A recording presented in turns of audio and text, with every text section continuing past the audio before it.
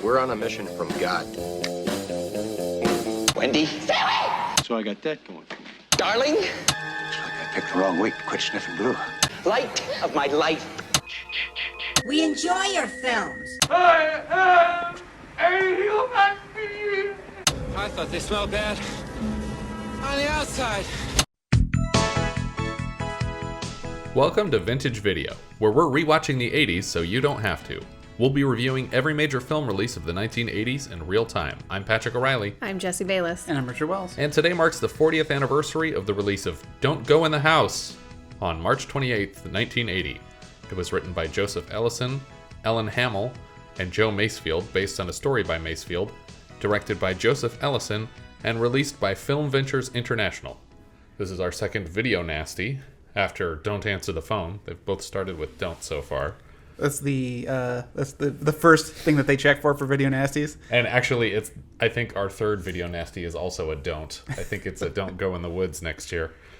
Don't Answer the Phone was in Section 3, meaning that it couldn't be prosecuted for obscenity but was subjected to seizure and confiscation under a lesser charge. This film landed in Section 2, meaning that dealers could be fined or jailed for offering the film for sale, which seems extreme. Right, but this was just in the UK.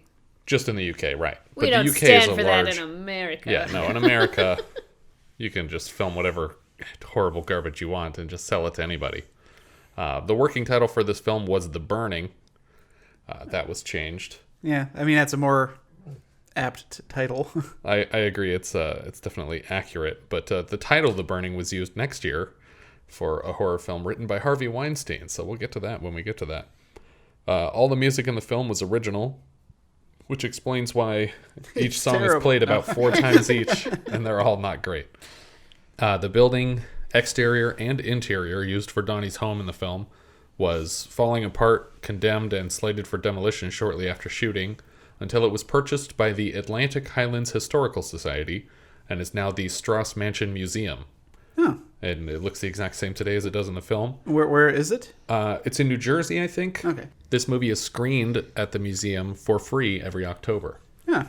You would think that they would be scared to show this in public at like a big fancy museum for a historical society, but I think they actually credit the film with saving the building because otherwise it would have been demolished. So they're like, oh, well, this film brought attention to the building, and then we saved the building, so it at least deserves to be seen. It looked...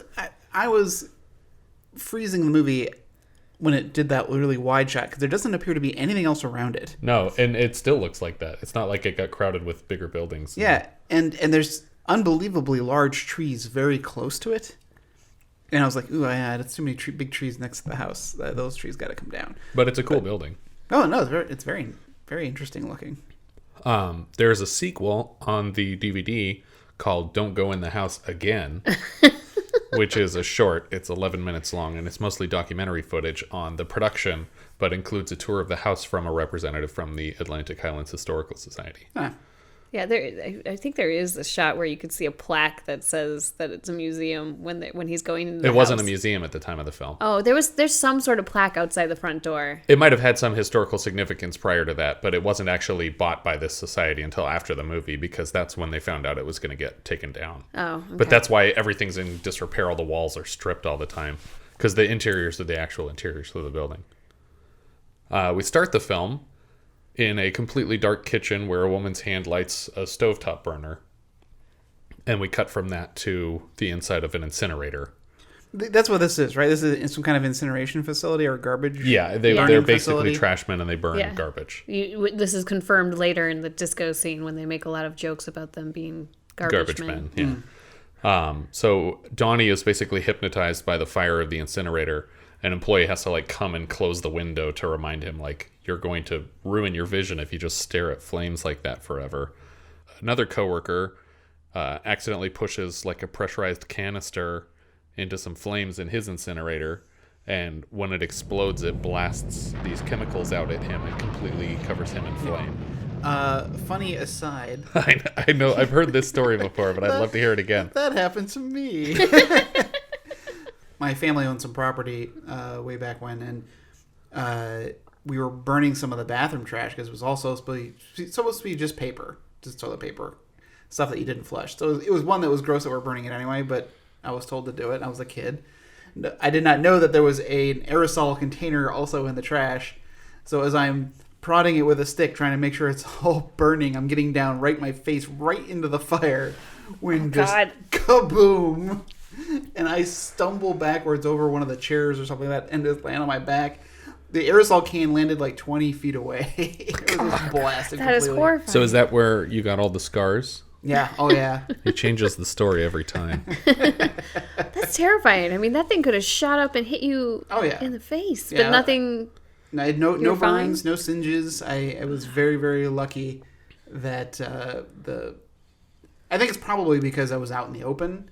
So the blast had a lot of direction that it could go. Yeah. But, it was my closest experience to an explosion. And your coworker just stood and stared as he rolled over on the ground. Wow. Your parents never made you burn the trash again. Yeah. Until next time. I don't think it would matter if they asked me to again. I would not do it from that point forward. So, yeah, this is the rare kind of incineration facility where they don't have any sort of emergency procedure for if someone catches on fire. Not only is everyone wearing... Hold on, though. I don't care that they don't have an emergency procedure. Like, the world has one. It's called stop, drop, and roll. Well, that was invented in 1982, though. Is that true? You're making that up. I don't think so. I think it was invented in, like, the early BCs. But in the UK, it's stop, lay down, and smolder. Yes. Well, this wasn't shot in the UK, so it's not a local problem. They're not more flammable than us. But they're both We'll wearing see about that. They're both wearing these massive fire protection suits. Ha! It was coined in the late 1970s. So Okay. it would have been fresh on people's minds as they campaigned to get everybody Depending to on stop, when they drop, and shot. roll. Who knows? Maybe this film is the reason why they developed it, because of poor Ben. But he catches on fire and doesn't stop, drop, or roll. He doesn't do any of those three things. Drops. He drops eventually. He does drop. But it doesn't look like that's of his own volition. And there's no showers or like system of Or like fire covering people right away. extinguishers. Yeah. In an incineration facility, that's the one thing you would demand, I think. But Donny is, same as with the incinerator, just hypnotized by his flaming coworker. Bob arrives. First, his boss shows up, and his boss is like, "What are you doing? You got to help. You're not helping Vito. us." Yeah, Vito. And Ben is rolling around on the ground in flames. Not rolling, just laying down on fire. And they're like trying to put a fire blanket on him. And yeah, and another coworker, Bob, who's kind of more a friend of Donnie's, is like, "Leave him alone. We got to help Ben. Like, stop yelling at that other guy. We got to get the fire off of this person." Later, in a locker room, Vito corners Donnie and starts yelling at him for not helping. Donnie's not really making a lot of sense here. It just covered him up. He wasn't evil, but it covered him up. What are you talking about? I covered Ben! No, the cover of flame. The cover of the flame. You know you're crazy. And he says that he's gay. He says the word that we don't say for gay, and that he's a sicko for not helping. But his other coworker, Bobby, who seems to be more friendly with him, tries to talk them down on their way out of the building. And he's like, "Hey, you know what? You're probably just in shock. Your people freeze up when terrible stuff like that happens." And I love that he jumped on this, similar to in Simon when he jumped on the excuse. Yes. Oh, yeah, that's lovely. yeah, that's exactly what happened. I froze. And you know what? I bet he's gay. He's probably the gay one, right? Because they're always doing that. They're calling other people gay and trying to confuse things. And Bob's like, "Yeah, you know what he probably is anyway. You want to go? You want to go get a beer with me?" And he's like, "Oh no, I got to get home to my mother." So we move to Donnie driving his truck home, and we're hearing these echoey voices. That's right. Go home. I gotta go to mother's waiting. That over the course of the film are at times very difficult to understand. I mean, I don't know if they're meant to be understood or if it was just a super poor mix, or I'm not sure if it's sort of like the horror movie treatment where you're like, oh, there's vague whisperings and it doesn't matter that I don't understand it, but I feel like you're supposed to understand it and it's just bad mix. Yeah, I'm not clear on it either. I think they had to choose some effect to indicate that this was like a supernatural voice that he's hearing, and unfortunately the one that they did just kind of obscures what they're saying too often for me. Mm-hmm. But he's driving home and the voices are saying, "Yeah, go home, be a good boy, your mother's waiting for you." When he gets home, he steps up to the same oven that we saw before, and he lights the same stovetop burner to make some tea, which he brings up to his mother. But while he's making the tea, actually, he stares at a matchbox on the counter, and we kind of push into it for a while, and we hear this voice of a young boy saying, "No, mother, don't, mother, no." He takes her tea, and he finds her dead in her chair in the corner of the room. And see, this was a surprise for me because I was certain she was already dead.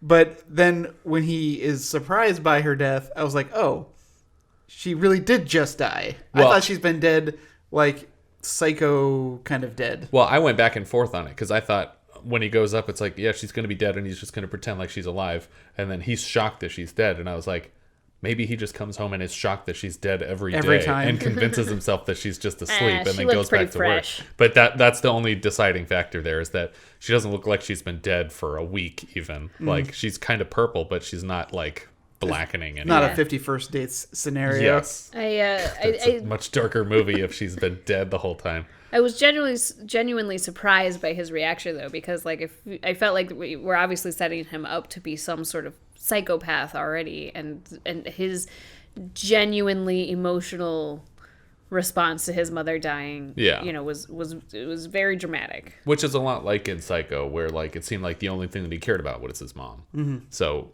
naturally, anybody else's death is meaningless to him because almost nobody else is an actual person other than him and his mother.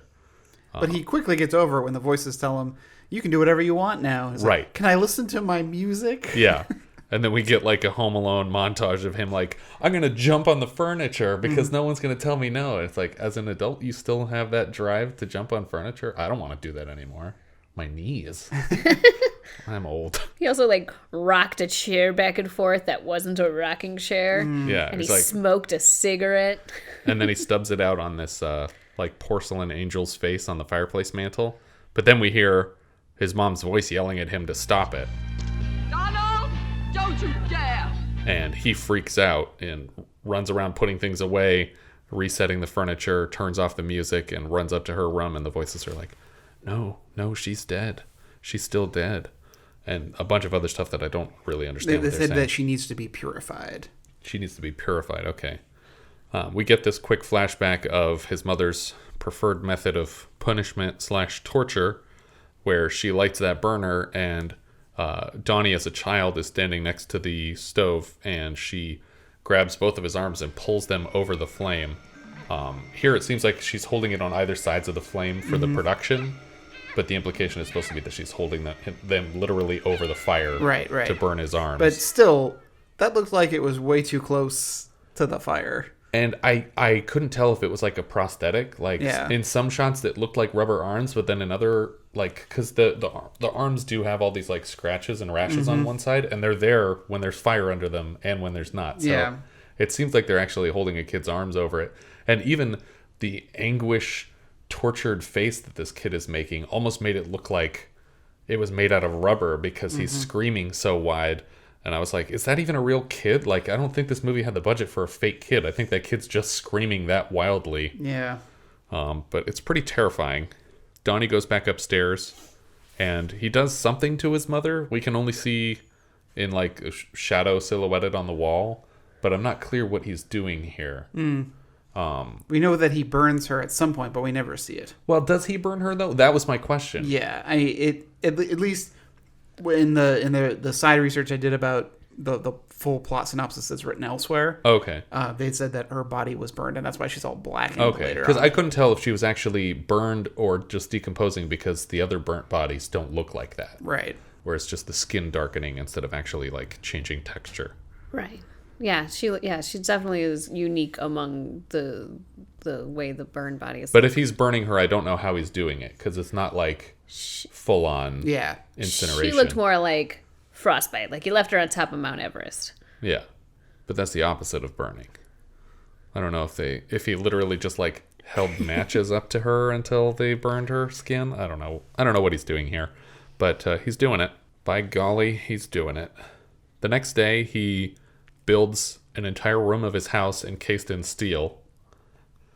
He gets a call from Bobby from work saying, hey, how's it going? I was thinking we could get some coffee before work and talk about what happened. And he's like, what do you mean? what are you talking about? It's Yeah. like, well, the fire and how Ben caught on fire and you didn't help. Remember, you want to talk about that? And he's like, oh, I forgot about that. No, my mom's sick, so I'm probably not going to come in today. And he's like, okay, that sounds fine. That night, Donny goes to basically like a military surplus store. I can't tell if he's buying all this stuff, but he looks at a bunch of knives, a bunch of guns, and this World War II era firefighting uniform. Yeah. And presumably a flamethrower. Yeah, I'm assuming he bought a flamethrower at this place. Because they used those in the war too. But he probably bought all this stuff and then goes next door or down a block to the florist after they've closed, asking for a very simple bouquet of flowers for his sick mother. The woman doesn't want to let him into the store for obvious reasons. One, he seems crazy, and two, they're closed. But eventually he talks her into letting him come into the store to just buy one bouquet of like prearranged flowers. He's not going to waste too much of her time. He wastes enough of it though. Because she misses her bus. Right. She locks the door behind him, which is already terrifying because you're like, I mean, I get that you don't want more customers to come in, but It's like now you're locked in this room with him. Like if someone else saw you getting attacked, they couldn't help you because the door is locked. So you're already freaking out because you're like, what is this guy going to do to her? But he just buys flowers and then he leaves. Very, very tense. Yeah, he takes his time though leaving, and I think the implication might be that he is intentionally making her late so that she will miss her bus. How does he know that she takes the bus? I mean, has he scoped this woman out? We don't see him casing this joint, so I don't know. It just seems like this, like it must have been his plan to make her miss the bus and give her a ride, but it doesn't seem plotted up until this point. Yeah, we've never seen this florist before. Right. And he obviously stopped there with the intent to get flowers, as if this is part of his plan. And I forget if he gives the flowers to his mom. I don't remember seeing them later in the movie. I don't remember. But I didn't think until he pointed out, oh, well, if it wasn't for me, you wouldn't have missed your bus, that was part of his plan at all. But after he said that, I was like, oh, did he do that on purpose? But just because we don't see it doesn't mean he hasn't been watching this woman and figuring out when she leaves. Sure. But also kind of goes against his MO later, where he just seems to pick up anybody. Yeah. Well, he's also gets more and more frantic as the film goes on. I mean, this is also the day after his mom died. So he's like, finally he has the freedom to do whatever he wants. It doesn't seem like he's had free time in order to do these sorts of things before. Yeah. But it does seem like he's been planning a big metal room in his house for a while because he's set to work on that pretty quickly. It was a day. Yeah. When she ends up coming out of the store later than usual because he's wasted her time, there's another group of men outside that are just making lewd gestures and making lascivious remarks to her. And she doesn't want to hang out and wait for the next bus or get a ride with these weird people.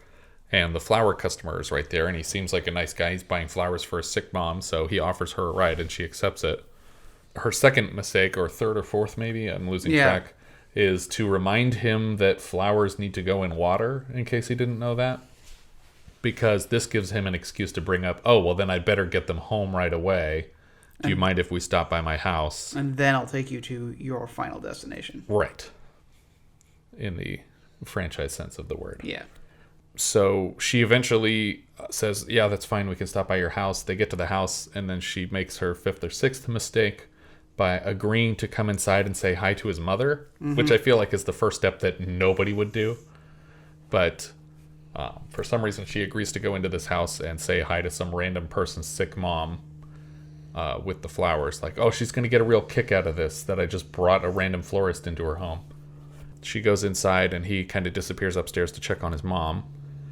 And very suddenly appears right behind her while she's like inspecting the home to say, oh, she's much sicker than I thought. We got to call the doctor and get him down here. And she's like, oh, I'm just going to call a cab to go. And he's like, okay, well, let me call the doctor first. So he pretends to call the doctor. He's got his hand on the receiver, so he's technically holding the phone down. Mm-hmm. And he pretends he's talking to a doctor and that he's going to be right there. And then she says, okay, now I'm going to call a cab. And he says, well, you don't have to do that. I'll take you home as soon as the doctor leaves. And she's like, no, I'm going to call a cab.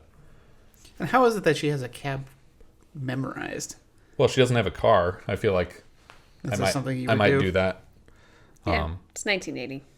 And maybe there's like a 1-800 blah blah blah taxi or something like that. Right, or she calls the operator and just says, "Connect me to a taxi company." Yeah. But she starts to make that phone call and gets as far as, "I need a cab," before she is knocked unconscious. He picks up like some metal object from a shelf and hits her in the back of the head. She wakes up chained to the ceiling of the steel-coated room, completely naked. And she's already freaking out when the door opens to reveal him in the firefighting uniform, carrying a big can of gas, which he dumps all over her, and then she screams at him while he lifts and points a flamethrower at her, and then turns it on, and just burns her to a crisp.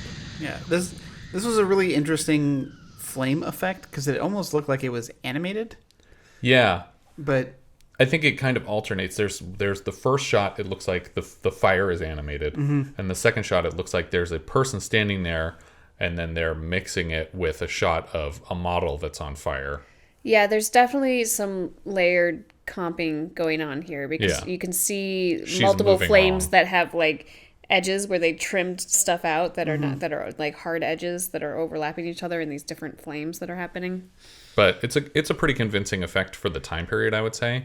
And this shot by itself is the only reason that this movie became considered a video nasty. I'm 100% sure. Oh, it's horrifying. It was really uncomfortable to watch. And this is pretty much the only change that they made before it was allowed to be sold in the UK, was taking this shot out of the movie. And then he moves forward, still wearing the uniform, and hugs the corpse, which becomes like part of his routine. Donnie's boss is at work. Vito is at work with Bobby and says, "Your buddy's been out for a week, and if he doesn't show up on Monday, he's going to get fired. Pass it on," basically. For some reason, Bobby cares a lot about Donnie and him keeping his job, even though he's a weird guy. A woman's car breaks down on the side of the road, and just super lucky for Donnie that he came across this woman first. And he's like, "Oh, hey, you need a ride to the next gas station?" And she's like, "Oh, yeah, that'd be great." And he says, "Is it okay if we stop at my house? It's on the way." And it's like, we're like on a freeway. I'd be very surprised if your house was on the way to the next gas station. And I guess we're supposed to assume that he's just cruising for people at this point, right? Because we've never seen this road before, and nor have we ever suspected that they were even near an ocean. Yeah, it's definitely like a long stretch of open like seaside highway that she's like up against some sand dunes, and it looks really cold and windy. Yeah. But either way, this woman is much less reluctant to get in the car and to probably go into the house. But we just see, "I'd be so grateful if you helped me out." And she gets in the car. And then they start to drive away, and he says, "Do you mind if we stop by my house first?" We cut immediately to the aftermath of her burning corpse. And she's just hanging, smoking from the ceiling, already blackened from the fire. And again, he moves forward and hugs this body. We cut to a local grocery store where Donnie has gotten increasingly desperate, and he's just standing by the checkout. And after this woman pays for her stuff, he's like, "Hey, can I help you carry your stuff?" And she's like, No, I'm good." And he's like, "Oh, you need a ride home? I'll give you a ride home." "Oh, can we stop at my house on the way?" And she's like, "No, I don't need a ride home. Yeah. Can you get out of my way, please?" And the guy running the grocery store is like, "Hey, is there a problem here? Can you just leave her alone?" And he says, "Oh, you know what? You're so right. I probably offended her. I better go out there and apologize." And then he follows her out of the store, and we cut immediately to him holding her corpse in his mother's room, walking up to her and saying, "Oh, I just wanted to introduce you to Linda before I show her to the others." And at this point, we see this shot of the mother completely black, sitting in the chair, either from burning or decomposition.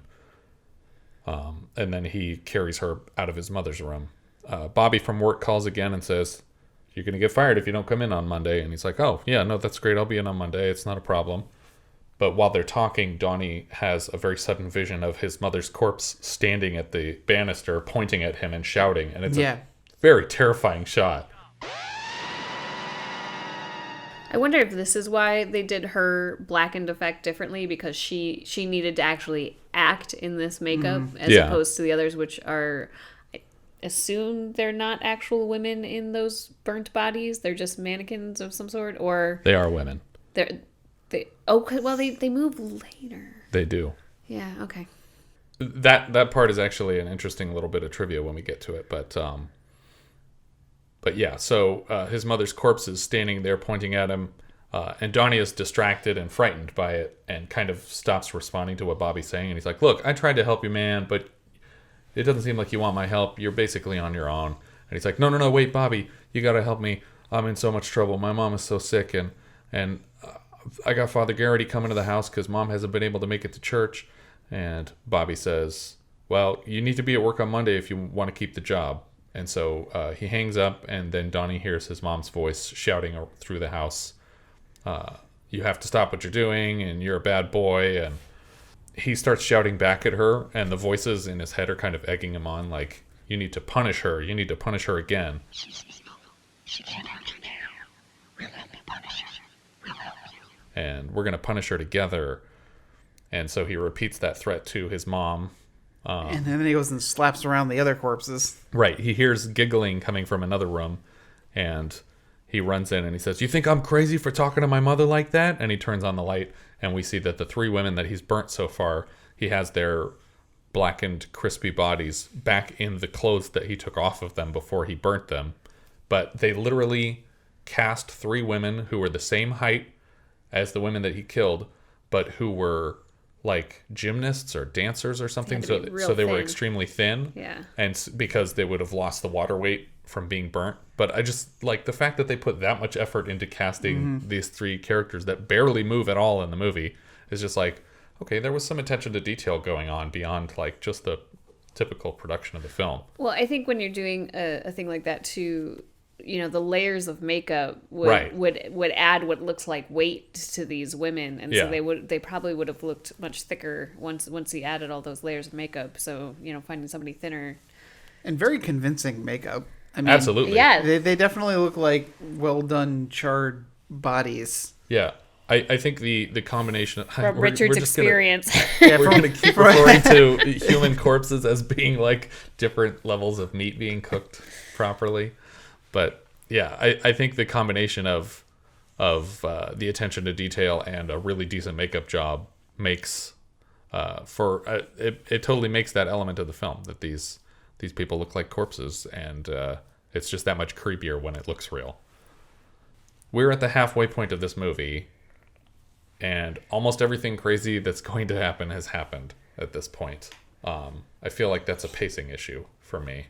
Oh, we can get to that later, but there's a lot of pacing issues with this movie. Yeah, but if it had kept going at this speed the whole time, this would be, you know, one of my favorite horror movies. Like if he'd have kept outdoing himself and been crazier and crazier moving forward, this would be like everybody would already know the name of this movie.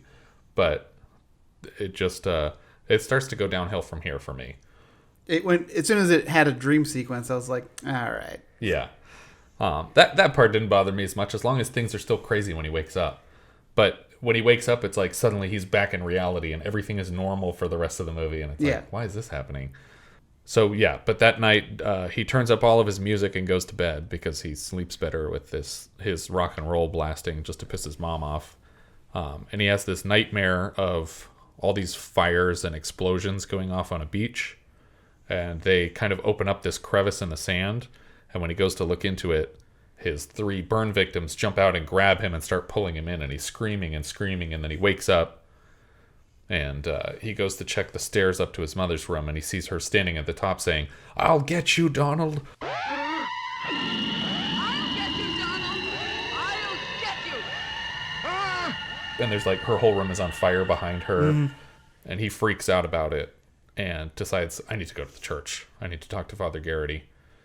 So, and unless I misunderstood the bit of trivia that I read, all of the sound for this movie, for the entire production, was lost. Like, it was recorded on faulty equipment. So I think the whole movie is ADR.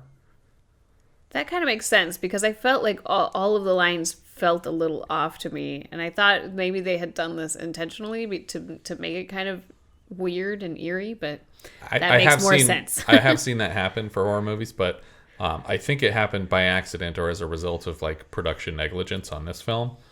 But for most of the movie, it's honestly not that bad.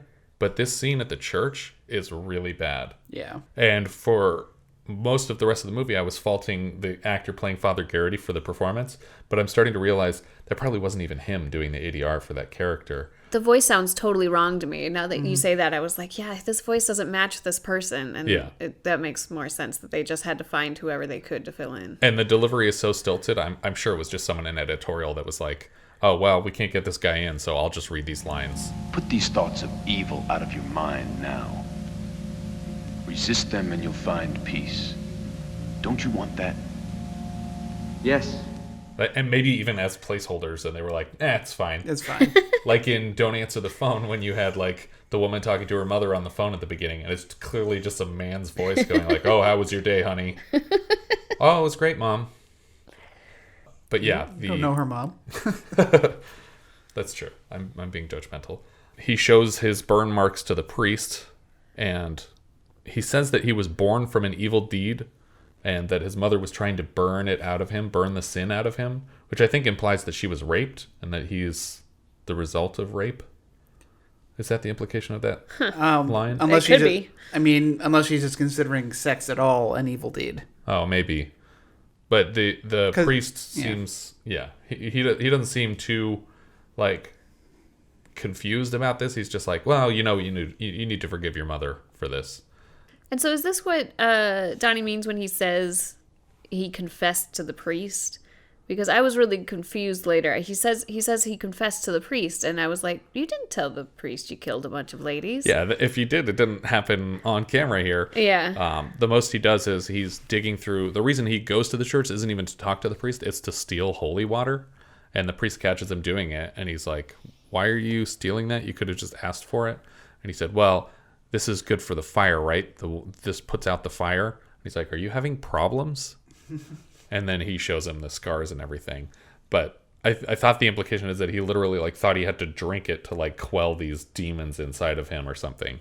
Yeah, like it was like a magical solution. The scene, though, for what it is, goes on way too long. Yeah. Because there really isn't a point to the scene aside from him getting the holy water. Yeah, but the dialogue from the priest here is so bad. Well, but it's also a little unusual because Donny says, do you believe in the devil? It's like, what kind of question is that to ask a priest? Of course I don't. Yeah, I was like, okay, because he does. It's like, do you believe in the devil?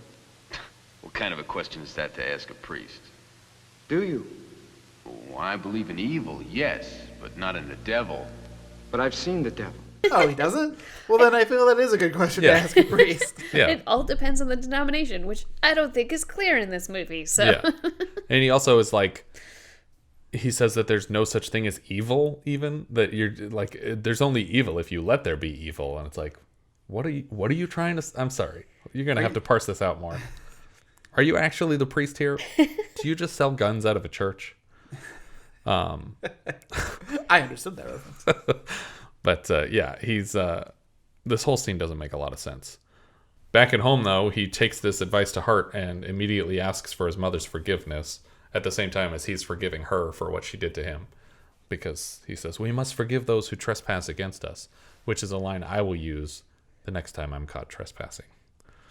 Just be like, hey, you're not allowed to be here. I'll be like, we must forgive those who trespass. And then the top corner of my head comes off like I'm in Tom Horn. Oh, wait, we didn't watch that yet. Anyway, Donny calls Bobby.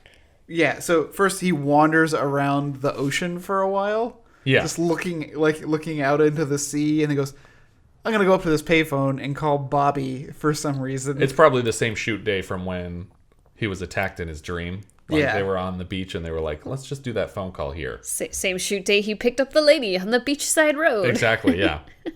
We can map out the entire production by just seeing one set from the other set. But yeah, he goes and he picks up the phone and he says, hey, Bobby, how's it going? And Bobby's like, oh, I did not expect this phone call from you, and I thought maybe I'd never talk to you again, but I also lined up a double date for both of us tonight. Mm-hmm. And he says it loud enough for his wife in the background with his son to hear. Yeah. Guess what I got lined up for tonight? Two live ones, man. And let me tell you, they are dynamite. You know what they're into? No. What? I can't go into detail right now, but take my word for it. They are dynamite. Very weird situation. I like that Bobby in this one says, I got 2 real live ones. And I'm like, yeah, not for long. Yeah. But he's also like, I can't say more now, but I got 2 live ones for us tonight at the disco. And it's like, that's a lot to say within earshot of your wife. But unless I misheard this line from the wife in the background, the wife is like trying to cook something in the kitchen and their son is following her into the kitchen. Mhm. And I think she says, Bob, I'm going to kill this kid if you don't get him out of here. Yeah. Which is like a weirdly dark thing for like this side character. Bob, I'm gonna kill this kid if you don't get him out of here. Although this side character is actually one of the writers of the film. What do you mean the side character? Bobby? Bobby's wife. Oh, Bobby's wife is one of the writers. Yeah. Okay. Who I think is actually the wife or at least girlfriend at the time and eventual wife of the director of the film. But this isn't the mom and son from the end of the movie, right? That was going to be my same question. It's not. I had the same question and I looked it up. They're credited as 2 different people. Okay, because I was like, that line could be a setup for the end of the movie. That's what I thought. The second time I was watching it, I was like, oh, that's the first hint that she's an abusive mom. And then it's like, no, that's just something that moms say in the real world. But it's just weird that they put that real flavor of a thing. Because all the moms in my experience often and out loud threaten to murder their children for being in the kitchen. Don't tell everybody this. You're going to get me in trouble. No, it's okay. If you can't find a body, you can't charge the murder. And we appreciate all our CPS listeners. Yes. I should know who they are after this. We'll have them visiting. Donny decides he's going to go out and buy a suit because he wants to look nice for this double date. And are these guys ripping him off? Is that what the joke is here? Or are they genuinely interested in his fashion? I feel like the 4 words, Donny buys a suit, encapsulate the whole next 5 minutes of what happens. Yeah, that was my only note here. Suit scene, way too long. Yeah, I wrote, he goes and buys a new outfit. All the dialogue in this suit store sounds like the kind of dialogue that you have when characters in the background are talking to each other and you're supposed to be paying attention to a different conversation. I almost felt like his voices were supposed to be talking to him during this entire conversation, and we're not even supposed to hear what the salesperson is saying. Yeah. But they're not talking to him. So all we hear is this guy talking about different styles and what he approves of and what's good for disco. It's such a dry scene. It reminds me a lot of the scene in Joe versus the Volcano when he's buying his suitcases. Oh, yeah. And the salesman's just like super in love with all of his choices. But at least in that movie, the suitcases play a role. Exactly. In this movie, there's no point to this suit. Yeah, the suit doesn't pay off at all. Says you. Yeah. He is looking sharp. I didn't even notice. It's not a very well lit club. But there's a couple in the store when Donny comes in, just to add more dialogue, I guess. Mm-hmm. And the woman's like, okay, well, I guess we'll check elsewhere. And they leave. And then he's like, oh, she really liked this shirt, right? I'm going to get this shirt. He's like, no, she didn't like it. That's why they just left without it. She said it was stupid. And he's like, oh, okay. Well, how much is it? Like, he kind of wants that shirt anyway. He doesn't care. But the guy that walks out with the woman, he's a cinematographer. His name is Ken Kelsch. And he did camera work on Last House on the Left. He DP'd most of Abel Ferrara's movies, including, like, Bad Lieutenant, like the big ones. Okay. And he actually was working on this movie. This was early in his career, so he was in the electrical department. But I'm sure they just were like, we need another person in this scene. Can you go stand over there? Yeah, so he buys this suit, and they go on their double date. And the girls all start making trash jokes because they're trash men. Yeah. And they are prostitutes, ? Oh, that would make more sense. I was like, how did he line up 2 chicks for tonight before he knew he had a buddy? Yeah, prostitutes makes more sense. I don't know if maybe he was just going to have 2 chicks. But yeah, so they're sitting at the table and he's like, that's your girl, this is my girl. Kind of like a last married couple situation. And they seem super into them. Yeah. Mm-hmm. They don't care. The ladies seem like they're actively trying. Yeah, they don't care that these are a couple of stinky garbage men and that one of them is like actively weird. Like aggressively weird. The first 2 go out on the dance floor and this girl kind of gets left at the table with Donny, who doesn't dance. Of course he doesn't dance. He doesn't do anything. Well, if your friends don't dance... If they don't dance, then they're no friends of mine. But she keeps getting hit on by other people because they see that she's not getting danced with. So first a guy comes up. It turns out this is actually her brother, not a romantic interest. But he's already pissed off that it's like, oh, there's a guy talking to you. This is unacceptable. Who was that? She's like, that's my brother. And then another guy comes over and he's like, hey, you want to dance, sweetie? And she's like, oh, yeah, you don't mind if I dance, do you? And she leaves and goes to dance with that other guy. But the only reason for the brother to come up in the first place was to set up what happens in a minute, which is she comes back and begs Donny to dance. He really doesn't want to do it. So she starts pulling on his arms, and she's holding his arms over a table with a candle on it. And it's basically a recreating of what his mom did to him for the torture. And he loses it. He picks up this candle and he smashes it across her face. Yeah. So there's like burnt wax melting down one side of her face. Her hair's on fire. Her hair's on fire and glass shards everywhere. And so this is the most bizarre point in the movie to me because nobody in this club reacts. All the people just keep dancing. Yeah. People at the tables keep having conversations. Like, one of her friends runs over to her brother, like, casually. Like, I think she's still standing on the dance floor on fire. And the friend runs over and is like, hey, this guy just threw a candle in your sister's face. Yeah. And Bobby seems upset about it. He's like, hey, man, what are you doing? And Come that's on. Like, that's it. That's the grand sum total of reactions to this. Like, Bobby doesn't even follow him out. The only person who follows him out is the brother. Yeah. And the brother's like, you maimed my sister. You ruined her face for life. I'm going to kill you. And there's this cool tackle shot when he's... Donnie's basically just walking through the parking structure and faster and faster and faster. But when this guy catches up with him, he like dive tackles him and they crash right in front of the camera, and the camera shakes when they hit the ground. Like it's such force that it's like shaking the structure. But somehow Donnie is able to worm his way out of this fight and get to his truck and leave. Well, the guy's wailing on him, but then Donnie lays one hit on him and the guy goes down. Yeah. So I guess we're supposed to assume that Donnie, after lifting all these weights of women corpses, that he's probably there you go. gained That's what some it muscle is. mass. And all the construction that he's been doing. Donnie, he hops into the pickup truck and drives away. And on his way home, he's still like panicking and touching his head because he's hearing these voices. Same as Don't Answer the Phone. We have our crazy killer guy has these migraines and he's hearing voices in his head and touching his temple all the time. And he notices two girls that are standing outside of a bar screaming for a ride. They're basically like jumping into traffic. But he pulls up next to them. He's like, hey, do you want to ride? And they're like, oh, this is great.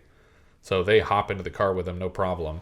The girl in the passenger seat is knocking this drunk dialogue out of the park. She is phenomenal. This whole scene is great. Absolutely. The best part of this entire movie was this girl's drunk performance. Yeah. I actually thought the first kill was done pretty well. I thought it was a very chilling visual effect and all that stuff. I thought that scene was done well. But this is my favorite scene in the movie. If I wanted to watch any part of this movie again, it is the drunk girl scene. Because she's doing this like hiccupy thing where she's like mid-word like... Oh, hey, Patty, you think Jeff is going to be there? Listen, if Jeff is going to be there, I don't want to go. Are you going to start with that again? Who's Jeff? Oh, is this real ass? Don't worry. Oh. I'm sure that Janice and Billy and all the rest of them are going to be there. We'll just sit with them. Ignore him. I can't just ignore him. He follows me around. He's such a drag.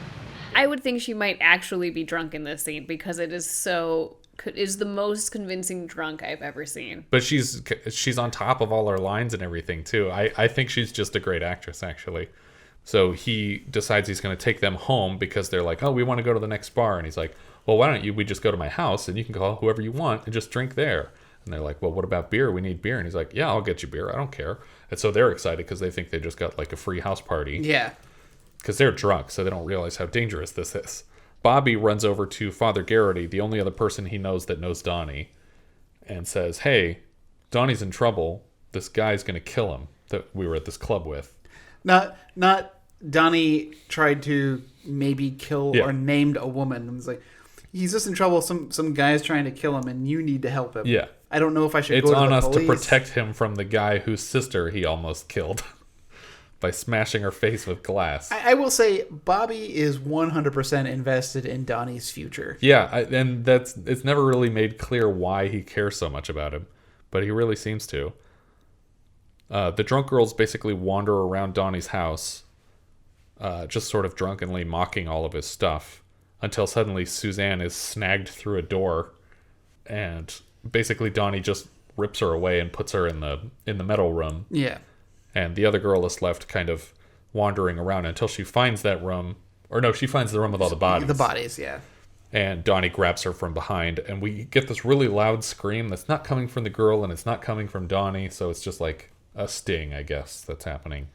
But it carries on into Bobby and Father Garrity arriving. Right.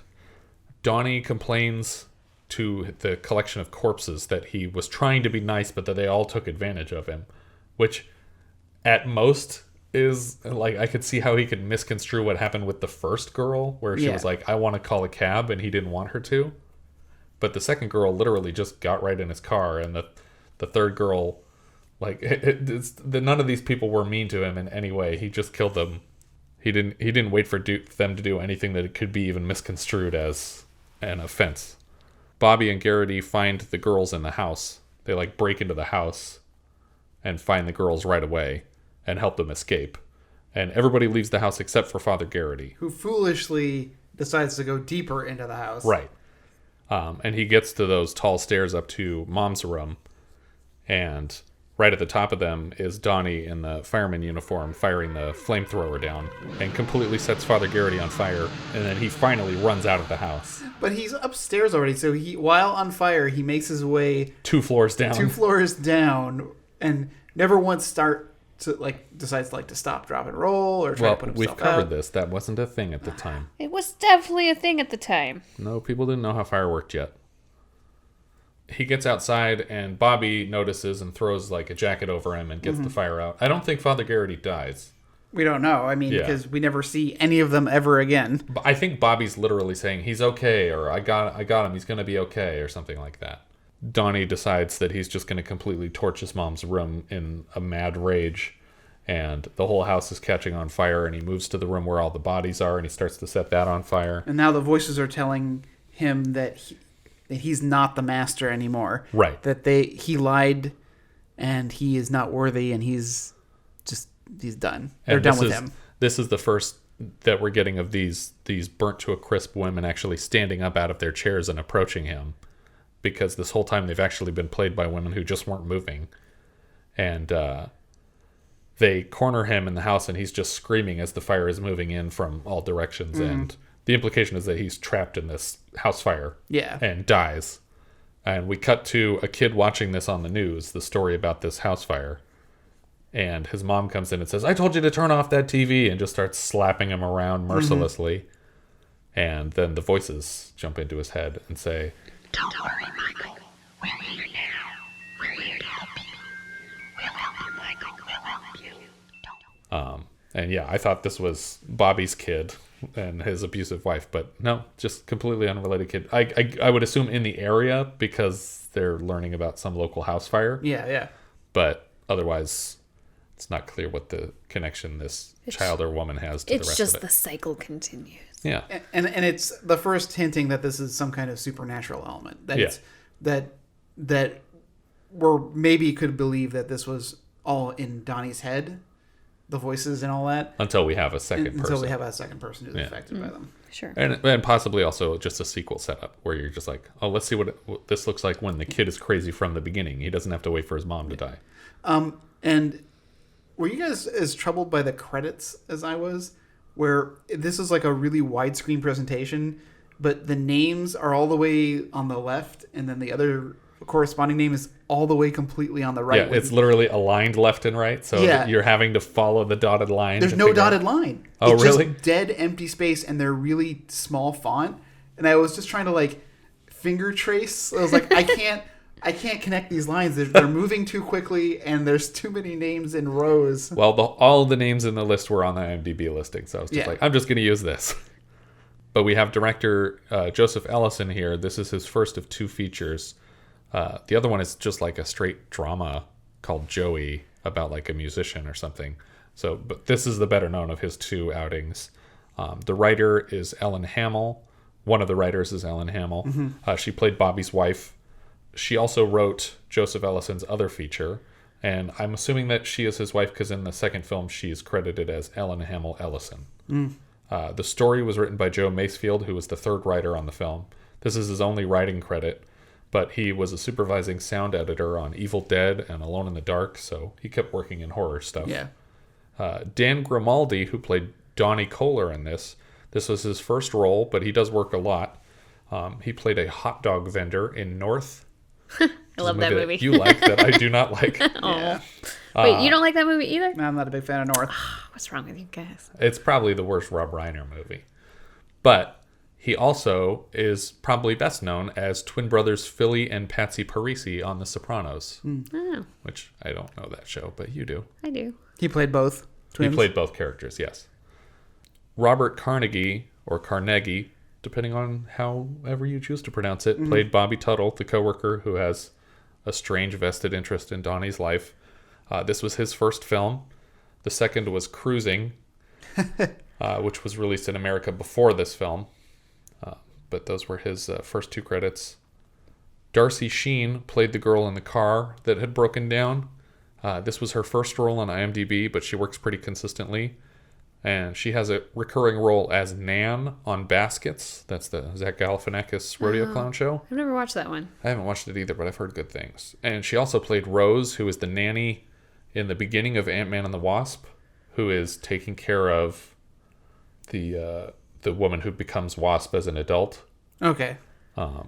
As Hank and Janet are leaving on the trip where they get separated.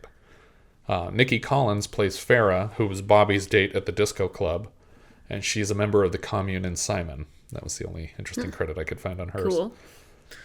I was really disappointing. So, O'Mara Leary, this was the drunk girl. And she has 2 other credits on IMDb, but they were years and years apart. She is credited in a TV movie called The Day Lincoln Was Shot and a short called Jake. But no other acting credits. And I'm like, that's such a shame because she was amazing. Great. She needs to be acting more. I tried to look her up to see, did she do something else with her life? And it seems like she had there were some mentions of her on, theater mentions of her, Broadway type stuff. But I couldn't really find much. Well, at least she'll always have this one scene.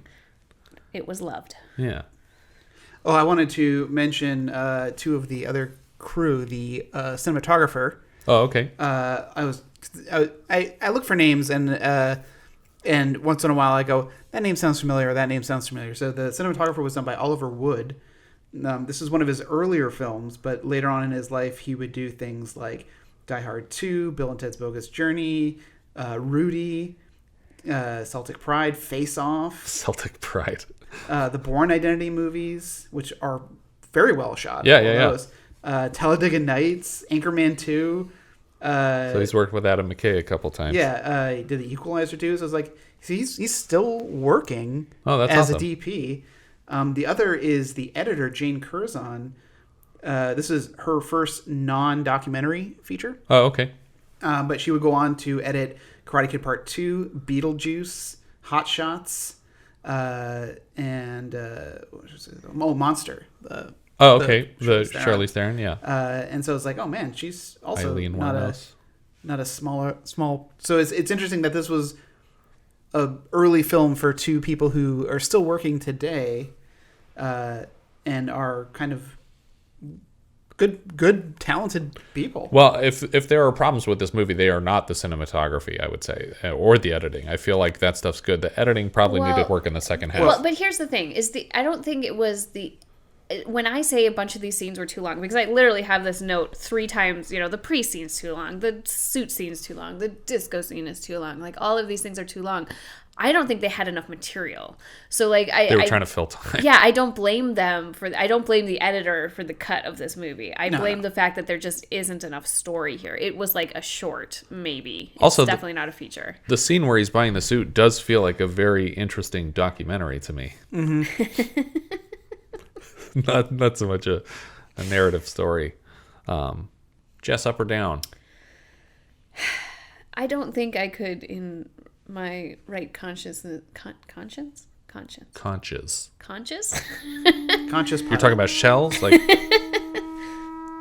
don't think I could recommend this movie to somebody to watch. So I'm going to go ahead and say down. Okay. Ricardo? Yeah, it's also a down from me. Not my cup of tea. It's an up for me because the first half is pretty solid, but I feel like it does dip from there. But I think for a horror fan, this is worth checking out. Yeah, you'll make people watch anything. I won't make people watch anything. ever. Down for all movies. But except this one. This one is the only up. Letterboxd. Richard, why don't you go first here? This is below the Windows threshold for me. Oh, no. I would put this between To All a Good Night and Fatso. All right. It's similarly placed for me. It is below the Windows threshold, but just barely. I actually have it directly below Windows, which is above Don't Answer the Phone. Okay. I'm going to put it just under Foxes, which is just above Little Miss Marker for me. Wow. That is favorable. I think I like the horror stuff more than you guys do, though, in general. I like a good horror film. I don't think this is it. Yeah, because I have The Changeling is my top 5. Right. Well, when I say horror film, I mean I like disgusting horror films more than you guys do, in general. Like, that's probably true, right? Yeah. Well, I mean, I got The Fog in my top 5 as well. Yeah, I got Changeling and The Fog up there. I just don't Changeling and The Fog are very artsy horror movies, though. They're not like Blood and Guts. I don't mind bloody and gutty. Gutty? That's good. William Peter Gutty. Bloody and gut-filled movies. I don't know. I just don't think that this had enough story to warrant what it is. For me, the gore carries it past like the story problems. But like you said, there isn't any in the second half of the movie. Well, he does get that cool candle smash. But I'm saying the first half of the movie is enough. You don't get to see anything, though. Like, it's a dark disco. That's true. You vaguely see her hair on fire, and then you can't see any wax. So before, when I on said her the face. editing good and the cinematography was good, what I meant to say is they were both not great. No, actually, I like the photography, but... I would have loved a good... In fact, that candle scene could have been amazing. And if we had gotten a close-up and really seen, like, some damage from that wax, and if the fire had been, like, you know, stuff had been sloughing off, like, there could have been a gruesome scene there. Yeah. I think that was probably a budgetary restraint. Although they paid for all these people to fill a club that night. Assuming that wasn't just a club they were shooting in. Yeah, I tend to feel that was more the case, which explains everyone's lack of reaction. Because they're just like, they told us not to react. or they probably just like tipped something or broke something over just to get people to turn their heads. But It wasn't a gruesome act. It was just like someone dropped their glass and they're just kind of like, It wasn't a girl's head on fire when they turned around. But the movie's only like 75, 80 minutes long, right? It was under an hour and a half. Yeah, it was a short movie as it was, and I think if you had cut it properly, it probably would have been about 45 minutes long. That's true. If it had been tight. Yeah. So just add like 2 more kills. I guess those are the expensive part, though. Yeah. Add another dream sequence and another beach wandering sequence. If you want Richard to like the movie, just keep adding dream sequences. That's his Have a jam. talking velociraptor. They're getting smarter. I think that's about it for this one. If you have any thoughts you'd like to share with us, we are Vintage Video Pod on Twitter, Facebook, Instagram, and Letterboxd, where, as I've said before, you can find each of our full movie rankings for the year. We can also be found at vintagevideopodcast.com. If you consider rating us on iTunes, it would help people find the show, and if you take the time to leave a review, we will thank you personally in an upcoming episode. If you're feeling especially generous, you can also support the show through patreon.com/vintagevideopodcast. Thank you so much for listening, and I hope you'll join us next time when we will be discussing Nothing Personal, which IMDb summarizes as Suzanne Summers, an environmentally concerned lawyer, was hired by Donald Sutherland to halt the construction on a breeding ground of endangered species of seals.